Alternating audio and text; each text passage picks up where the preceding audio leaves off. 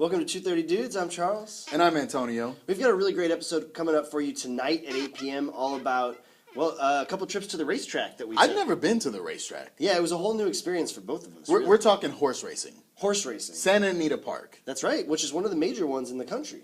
And now, slightly off topic, but always on point, one of the places in the Santa Anita Park is called the Dungeon. That's right. Well, it's referred to by the regulars as the Dungeon. That's right. But it's really the paddock room. The paddock room is the name of it, at least at Santa Anita. Which I think is a synonym for dungeon. Like paddock? Could be. Yeah. A little bit. Yeah. Maybe. Yeah. Okay. So we figured, why not talk about some dungeons? That's right. Because, Yeah. dungeons are cool. Yeah, they are. Or at least, so we thought. Yes. They're actually not as exciting as they seem. Nah. But what's interesting is it's not probably what you thought it was to start out with. So the word dungeon comes from the French word donjon. Donjon. I think that's how you say it. Oh, yeah. I took it's definitely Spanish. how you Did say you it. take French? No, I took Spanish. Okay. But it's donjon. Okay. And And it means Lord. yes, that's right. It means Lord. So I want to be clear, though, not Lord necessarily as in God, right? like not this. Yeah, like Lord as in Lord of the Manor. Yes. King hat. Mm-hmm. Yes.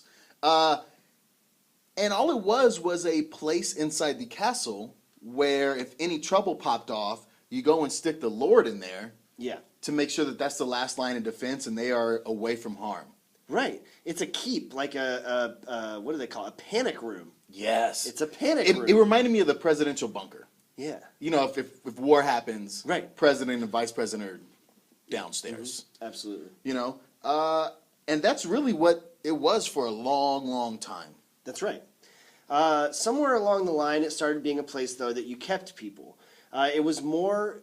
it turned in from a keep to protect the Lord to more like a place where maybe you might keep a Lord who was awaiting trial. Yes. But it was a luxurious place, and it was still a high tower of the castle. It wasn't that grisly underground torture chamber that we often associate with it. It was a nice spot, just a place you couldn't leave.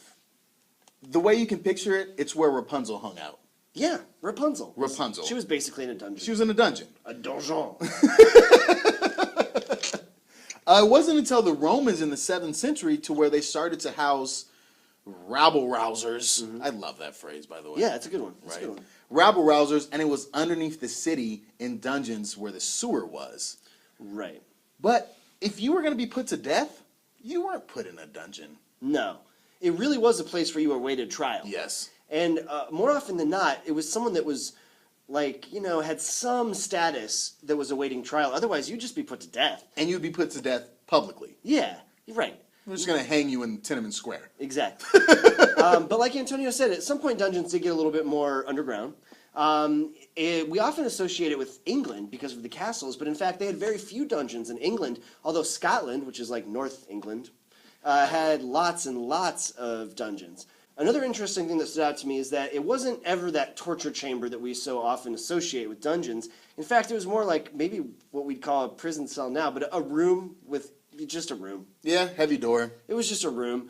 And so when you go to Europe or England, for example, and you tour a castle, they're going to take you to a basement room that they're going to call the dungeon, but it's a tourist trap. Yep. It's very rarely actually a dungeon.